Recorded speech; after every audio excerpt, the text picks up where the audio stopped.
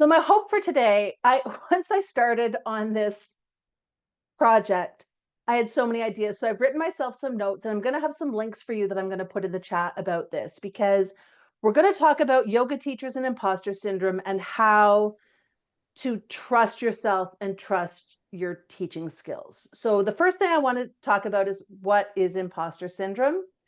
And the question I posed this week in our weekly yoga check-in is, have you ever felt like you're not really qualified to teach yoga? Like maybe you don't know enough, or you'll never know enough, or one day people are going to realize you're not really supposed to be here. And that feeling has a name: imposter syndrome. And it's the persistent belief that we don't deserve our position or we don't deserve our success, that we're not really capable. And that at any moment, someone's going to find us out that we're a fraud. Even when we have experience and training, even when we're getting positive feedback, we can still really doubt ourselves. And this is incredibly common, especially, I think, in fields like yoga, where we are constantly learning. And it's also not just an individual issue, it's shaped by culture, it's shaped by gender, and it's shaped on the expectations placed on us. And the first thing I want to talk about is the expectations we place on ourselves. So the first thing I want to mention about imposter syndrome when it comes to yoga is to check our own unrealistic expectations. One of the most common reasons I've seen with yoga teachers and teachers in training who are experiencing imposter syndrome is that it's in some way a product of having an unrealistic idea about what a yoga teacher is. Like as though we are these perfected beings that know everything about yoga, who practice every day in our organic, free range yoga clothes, and we never get frustrated or eat a cookie or get an injury or live with disability or love Taylor Swift, and we only listen to kirtan music and right? It's too much. It's not realistic. And it's getting in the way of you feeling confident in your role as a yoga teacher. And I'd argue that it's also a kind of gatekeeping, perpetuating myths about yoga and yogis that actually makes yoga less accessible. If we maintain this illusion, and it is an illusion, that yogis are different from everyone else, and we're somehow above all the beautiful chaos of everyday life, we will keep ourselves potentially and some students feeling like yoga isn't for them. And as teachers, I think we have to be the first to acknowledge that we are works in progress, that we can embrace our messy yoga lives and find ways to communicate that with our students, to break down these illusions that a yogi looks a particular way and lives a particular way and dresses a particular way. I remember one of my first teacher trainings in Canada. I was co-teaching with another teacher who's a very artistic person and very sort of ethereal. And she, wore a sari, and she was a very spiritual person and spiritual looking person, if you catch my drift. And I was there in I was sort of like old Navy pants or something. And my students all asked me one day, "Are you normal?" And I was like, "Oh my God, they've noticed." No. I was like, what do you mean am I normal? Like, do you go to the movies and stuff? And I was like, yes.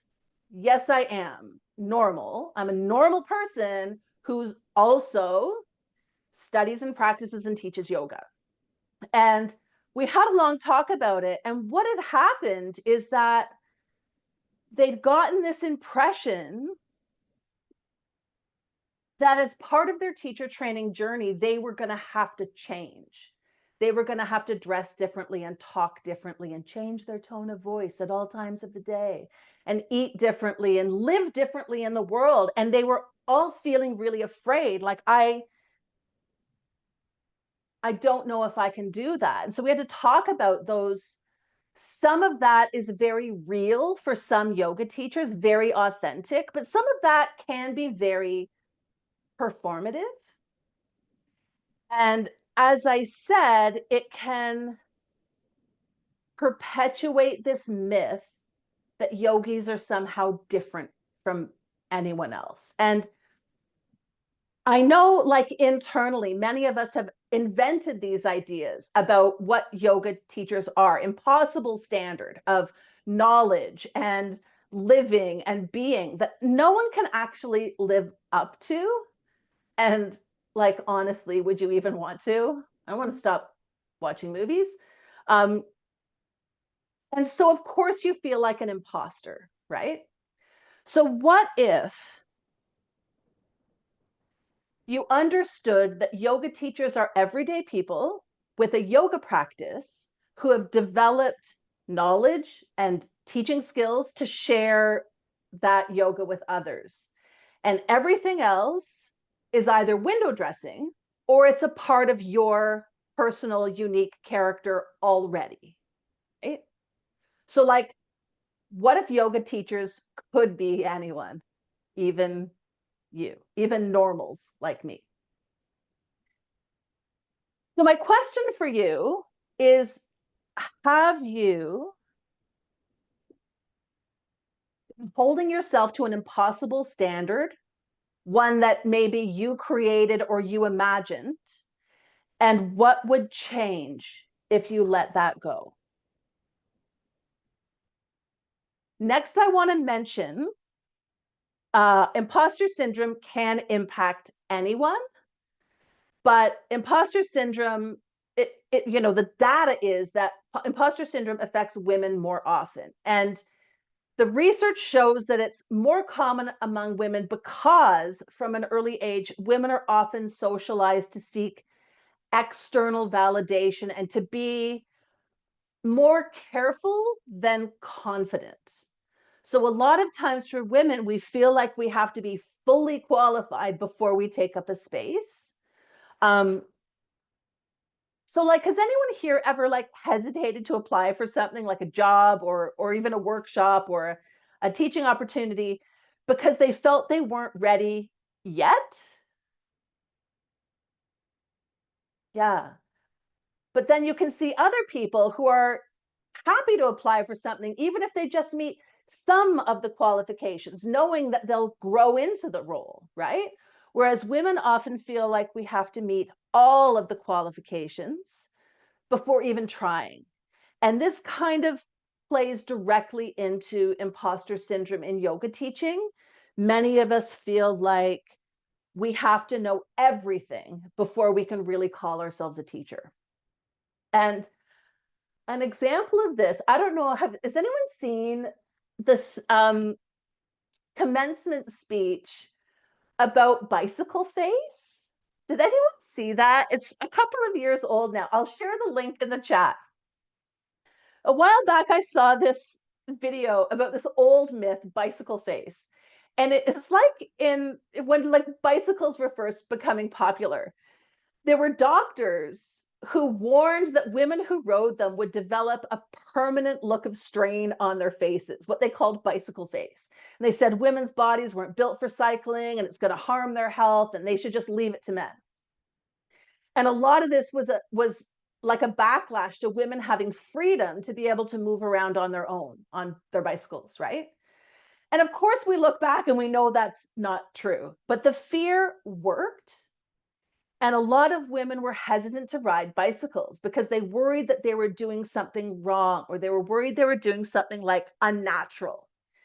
And that's the same way imposter syndrome works today. It makes us question our place, even when we're fully capable. It's a tool that's historically been used to keep people, particularly marginalized people, from stepping into new spaces. So let's pause here. Can you think of a time where you doubted yourself, but looking back, you were actually fully capable? uncommon. There used to actually be an email that I would send out before a teacher training started. Like I used to teach in big intensives, and I would send this email out because 2 weeks before an intensive started, I'd start getting emails from people saying, "Oh, I don't know. I'm having second thoughts. This might not be, I might not be, could I really do this thing? Like, what, like you're not going to get arrested by the yoga police for taking yoga teacher training. Like you are allowed." And I know so many people start with an idea that they're doing it for their own development, which is great. But far more often than not, those students go, yeah, I want to teach. That's why I'm doing this. I love this. I want to share this with other people. I just needed to like be in it and see other people in it so that I would know that I belong, right? And I think that that's a feeling. Sorry, I'm going on here, but I think that's a feeling we should remember because that's often how our students feel coming to their first class. Is like, oh, okay, I've heard yoga's good for you. I'd really like to try yoga, but like, am I allowed? Can I wear this big t-shirt? Can I wear sweatpants? What if I fart? Like, will I belong? And I think as teachers, keeping that top of mind and creating a space where people feel like they belong, and even before they come to class, in the way you communicate about yoga and the images that you use, show real people doing real yoga. And, if you have pictures of you doing handstands in a bikini on the beach, that's really great, but that's not necessarily inviting the average person to your class, right? So just being aware of that, aware of the tension um, between students' expectations and the reality of a yoga class, just like we're talking about the tension and the expectations we have of being a yoga teacher. So Tilly asked the yoga police, do they work closely with the fun police? They do. Yes. Yes, they do. Um, yeah, so next. This is the yoga teaching paradox to embrace the not knowing. And I kind of touched on this a minute ago, but like one of the biggest challenges for all of us in yoga teaching is that we know we don't know. And it's a scary place to be. We know that we don't know everything, and we never will. But that's not a flaw. That's just the nature of yoga. Yoga is thousands of years old. It is constantly evolving. It is deeply layered. There are so many yoga styles and lineages and forms of yoga. There's asana and pranayama and mudra, bandha, mantra, kirtan. There's ashtanga and vinyasa and hatha, yin, aerial, restorative. There's too much for one person to know, and one person doesn't need to know all of that, right? Um, as I've been a teacher for a long time, I don't know anything about prenatal yoga. I don't know a single thing about kids yoga. Like there's lots of things that I don't know because someone else can take care of that. Someone else can run retreats. Someone else can teach postnatal yoga. Like there's other people out there who can know the things that you don't know. Um, so yeah, you're not ever going to know everything about yoga, and you're just going to have to get comfortable with that. And as well, we're still learning. We're still learning so much about how yoga impacts us, the benefits of yoga. We're still learning about our bodies. We don't know everything about our physical bodies, and our minds and our nervous systems. We're learning better teaching methods. We're learning better ways of sharing yoga with diverse populations. We're learning how to make better use of technology to share yoga. How could one yoga teacher be an expert in all of that? It's not possible. We could study yoga for a lifetime, and I hope we all do, and still have more to learn. But does that mean we're not qualified to teach? Not at all. We can be both students and teachers. And we can find a place of comfort in the not knowing, while also honoring what we do know. And I think that that can be a challenge for some of us, that we can too easily disregard what we do know and keep our attention on what we don't know. So before we get to that, I'm interested to know, how do you feel about teaching something that you feel you haven't mastered yet? You bring up some really good points, and one that I want to touch on that I think we can all remember to remind ourselves and our students. Like, one of the core teachings of the Yoga Sutras is yoga is how we benefit from yoga is by practicing for a long time. It's not about this class. This class is great. This week of practice is great, but yoga is really something that's measured, if it's measured at all, over a long period of time. And I think that the same thing goes with our teaching, that it's not about this class. Oh, this class, I forgot my left and right, and I forgot to do bridge pose. I'm a total failure. You know, your yoga teaching practice isn't about this class. I'm sure there's things we can learn from this class, right? Take that with you to the next. But your teaching practice is really about the long term, right? Developing yourself over the long term. And I think that we can lose sight of that a little bit. And so it's something to remind our students about, and something to maybe remind ourselves about too.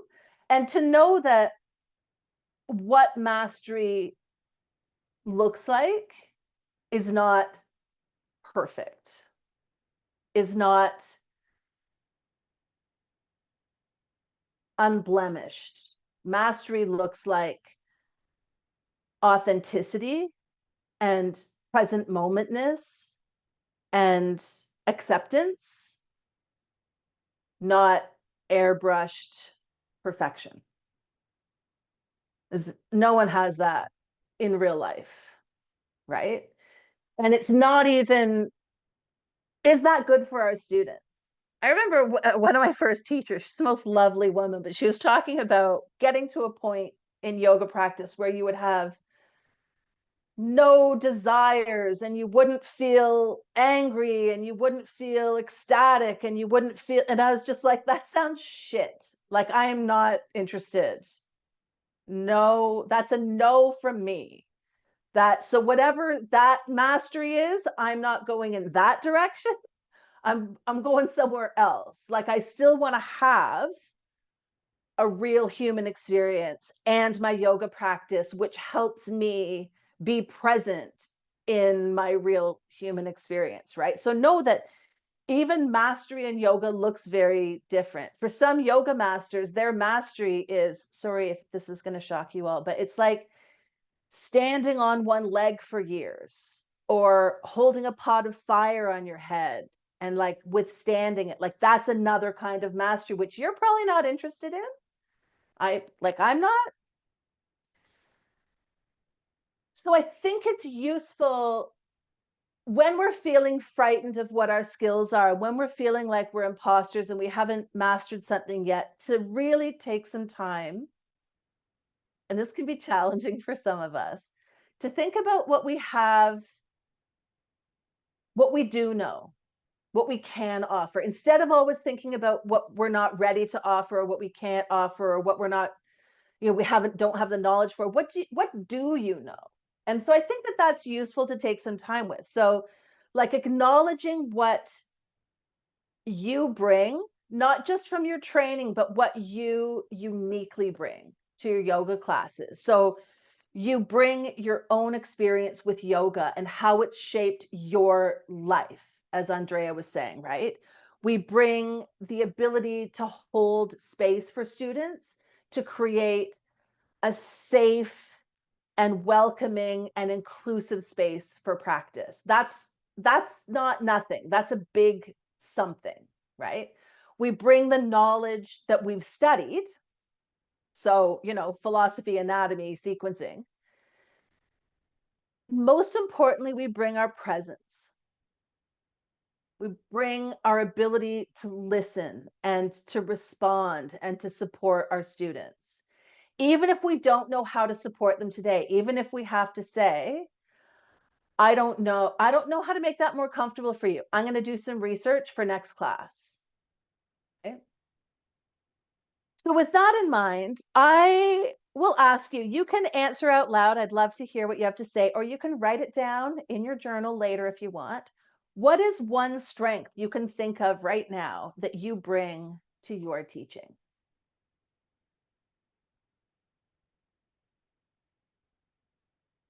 I think it's worth, in a quiet moment, taking some time to think about your strengths. We spend so much time thinking about our weaknesses. We need to spend more time thinking about our strengths.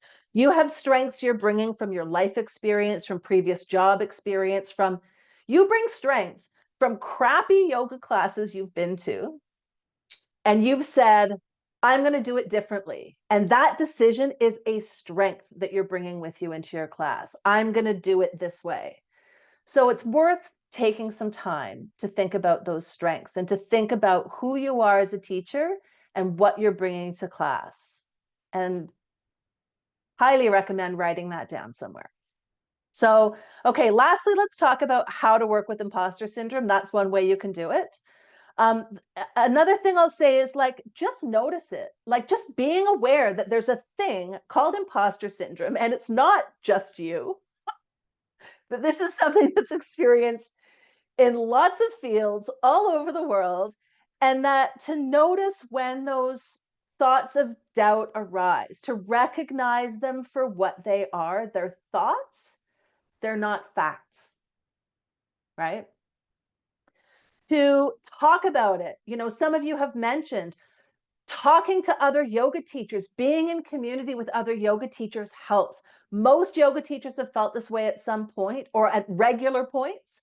Reach out to your yoga community to talk about what this feels like and how we might overcome imposter syndrome.